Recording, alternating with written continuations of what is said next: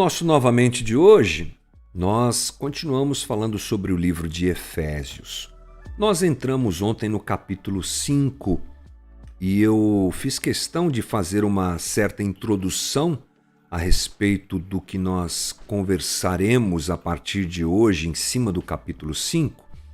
E eu fiz essa introdução porque Paulo, a partir do versículo 21, ele apresenta a questão da família, né? A família como um ambiente onde deve acontecer a manifestação de transformação do ser humano, que agora é redimido por Cristo. Redimido ele faz parte da nova comunidade de Deus, que é a Igreja de Jesus Cristo, a igreja mística, digamos assim, o corpo de Cristo. Mas isso também acontece nas relações, nós conversamos sobre isso. E agora Paulo entra dentro de um campo que atinge todos nós, que é família. Ontem me atrapalhei um pouco aqui, confesso, na minha explanação inicial, porque ao entrar nesse tema família, eu recorri ao Gênesis, tentando trazer aqui a todos nós a realidade de que Deus criou todos da mesma maneira, de que o homem e a mulher têm em si um valor intrínseco, é gente, é ser humano, tem valor e deve ser respeitado por isso. E também devemos calibrar o nosso entendimento a respeito daquilo que nós chamamos de vocação distinta. Homem e mulher são iguais perante Deus, mas receberam vocações distintas. A cada um foi dado fazer alguma coisa ou dirigir a sua vida para um caminho ou para outro. Isso dentro dessa distinção homem e mulher. Portanto, é importante nós começarmos a nossa conversa lembrando disso.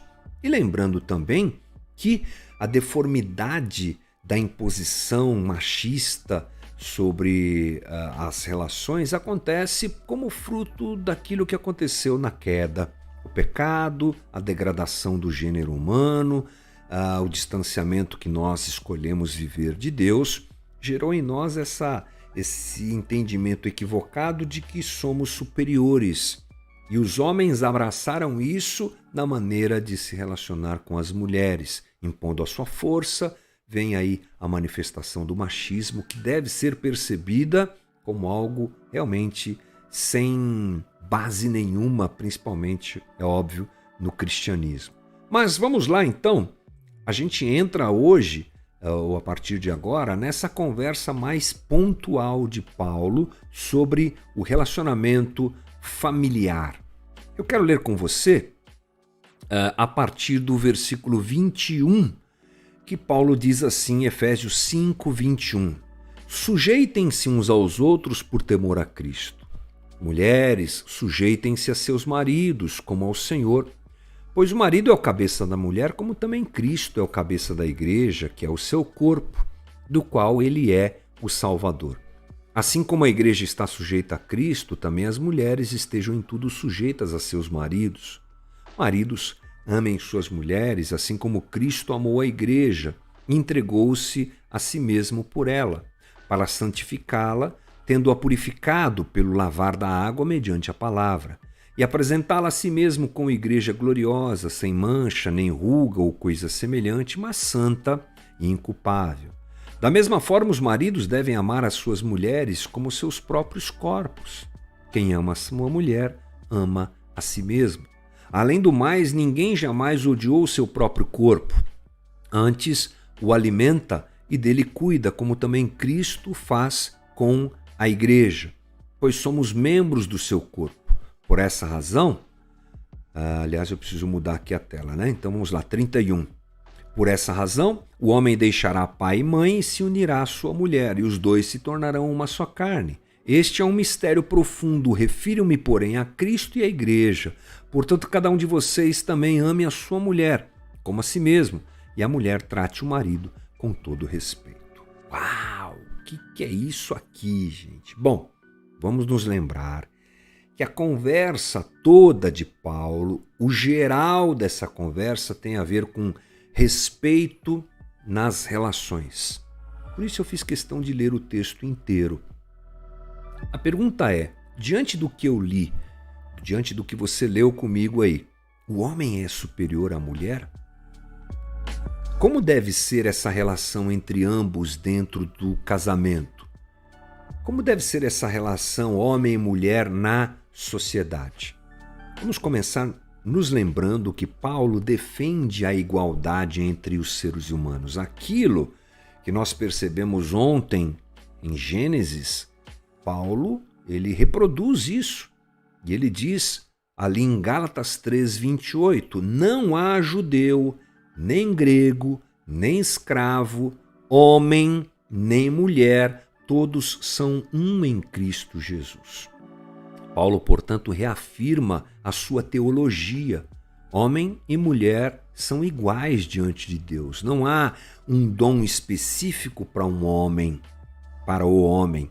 A capacidade de compreensão da mulher é igual à do homem, em termos relacionados à Bíblia, à teologia, à compreensão das coisas de Deus. Homem e mulher são batizados, cheios do Espírito Santo, não é? Quando Cristo vem habitar em nós, o Espírito vem habitar em nós, isso acontece de forma diferente para o homem ou para a mulher? Não, é isso que Paulo está dizendo. Diante de Deus, ambos são iguais. O que, na verdade, acontece é uma questão funcional. A distinção entre homem e mulher está na vocação, na questão funcional. E isso tem a ver com a criação que nós conversamos ontem. O que Paulo, então, diz é que para essa sociedade, que distingue homem e mulher, sempre colocando o homem como mais capaz ou coisa do tipo, não é? É preciso haver uma redenção de pensamento. E quando essa redenção de pensamento acontece, os valores do Éden, eles retornam à convivência. Aquilo que era o equilíbrio existente entre homem e mulher lá no Éden pode acontecer novamente dentro do reino de Deus. O que a queda estragou, o reino conserta. Um modo adequado de viver dentro da comunidade de Deus é esse, onde homem e mulher se percebem iguais e distintos na sua funcionalidade, mas iguais diante de Deus, merecedores do respeito, merecedores de um bom tratamento, enfim, merecedores de valorização, valorizados, não é? Nem homem nem mulher podem, portanto, se sobrepor um ao outro.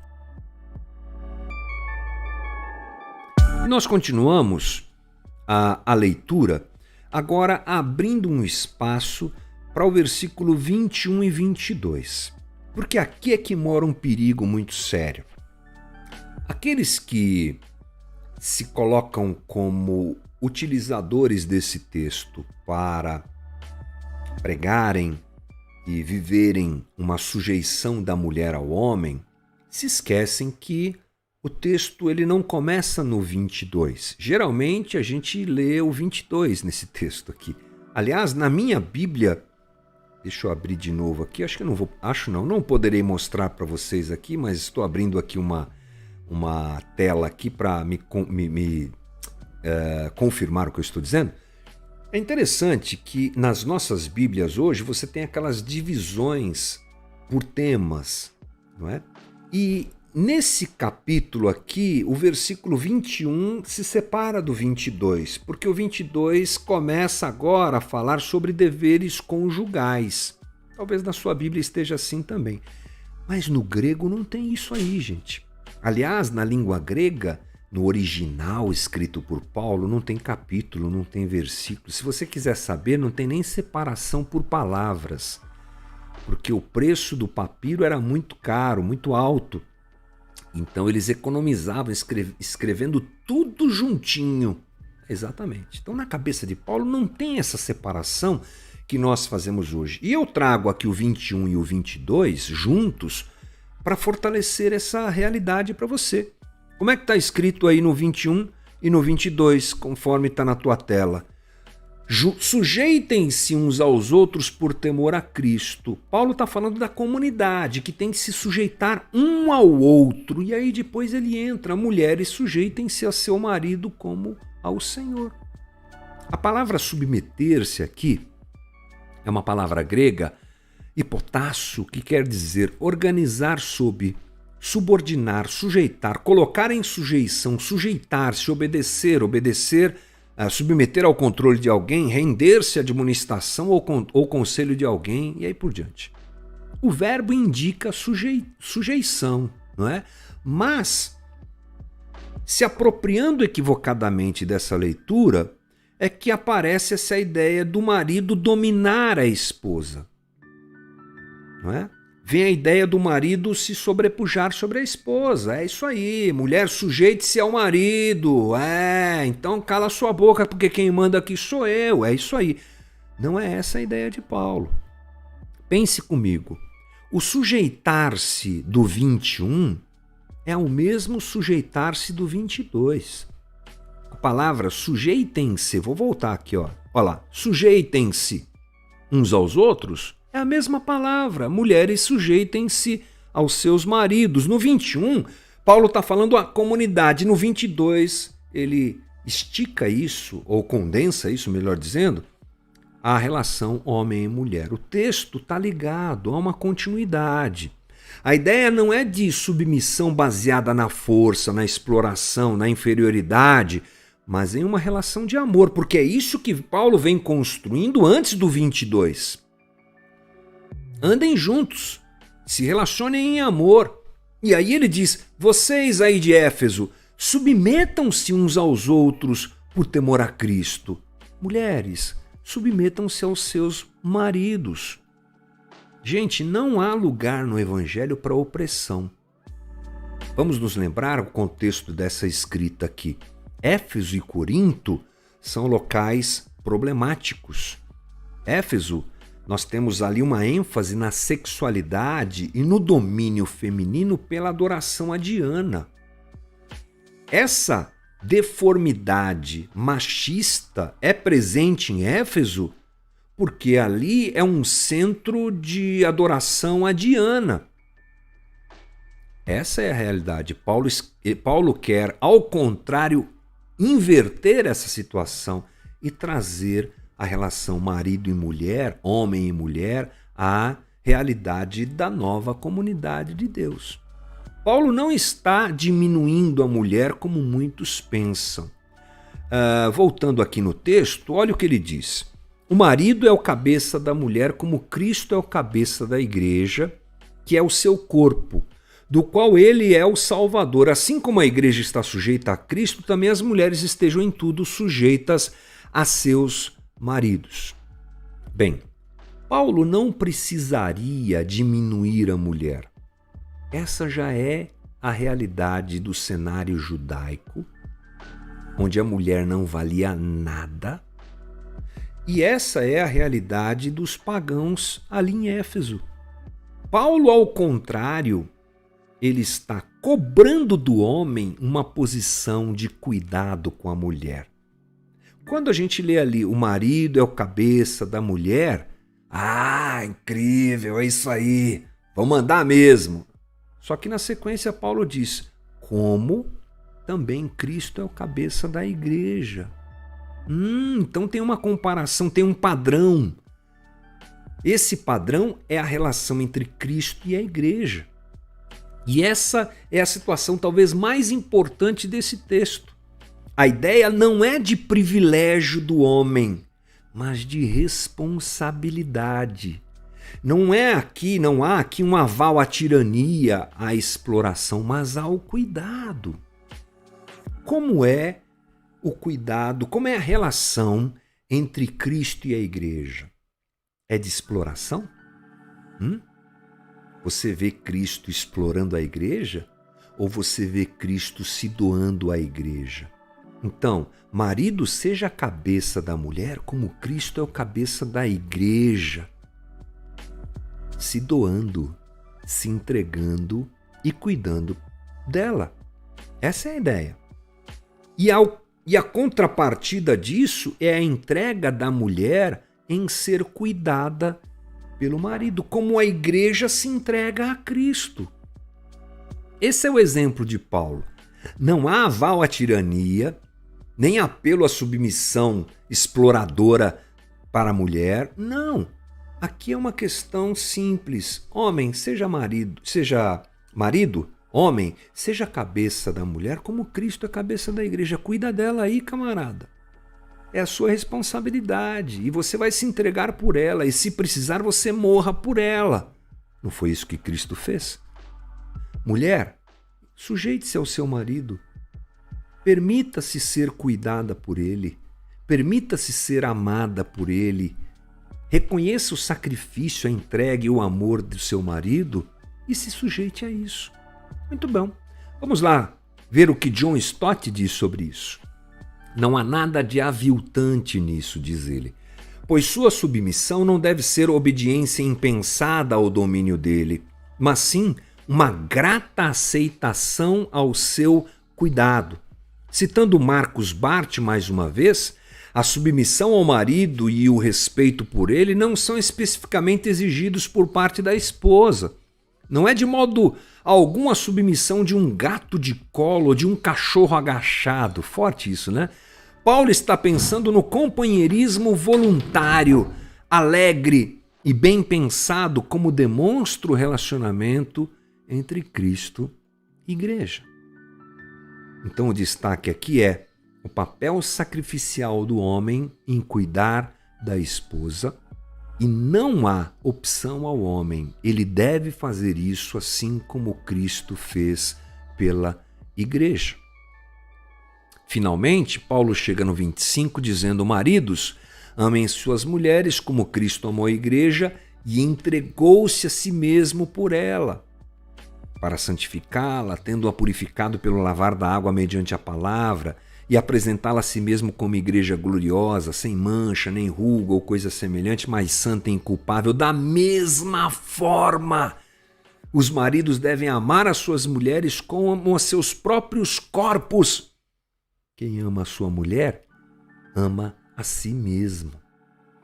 Gente, não tem submissão sem cuidado.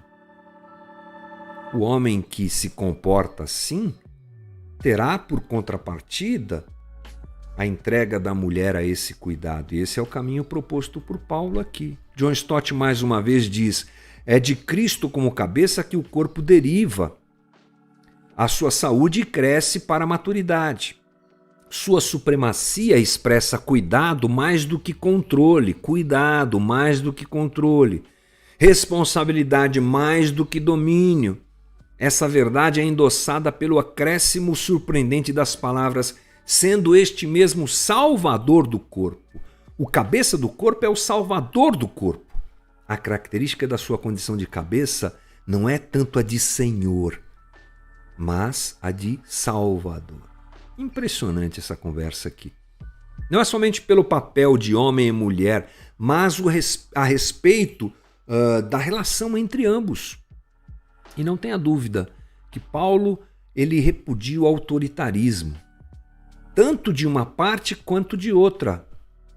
Se o homem não deve ser instrumento de opressão à mulher, a mulher também não deve ser um instrumento de opressão ao homem. Olha o que ele diz em 1 Timóteo 2,12: não permito que a mulher ensine, nem que tenha autoridade sobre o homem. Esteja, porém, em silêncio. Esse é um texto que sempre dá alguma coisa para conversar, né? Mas olha só o que diz essa palavra autoridade. Alguém que com as suas próprias mãos mata o outro a si mesmo. Alguém que age por própria autoridade, autocrático, mestre absoluto, que governa, exerce domínio sobre alguém. Então, se você tem em Efésios essa palavra onde o homem deve amar a esposa e dar sua vida por ela, não ser autoritário sobre ela, destruindo ou qualquer coisa do tipo, a mulher também não pode oprimir ao homem. Ambos devem se respeitar e a mulher se submeter a essa reação do marido em ser, essa ação, perdão, do marido em ser cabeça como Cristo é da igreja. Esse é o caminho que um casal cristão, uma família cristã deve desenvolver. A gente tem mais à frente o desdobramento disso nas outras relações familiares e a gente vai chegar lá na sequência das nossas conversas. Hoje a gente sai daqui carregando essa ideia. Homens e mulheres são iguais diante de Deus. Marido, cuide da sua mulher como Cristo cuida da igreja. Mulher, tendo esse privilégio, né, de viver isso, submeta-se a seu marido porque ele quer cuidar de você. Se esse é o caminho, tudo vai dar certo e as relações serão como Deus quer que sejam. E que Deus nos abençoe a todos a encontrarmos esse tipo de coisa na nossa casa e na nossa família, não é? Bora lá, gente, esse é o nosso Novamente de hoje.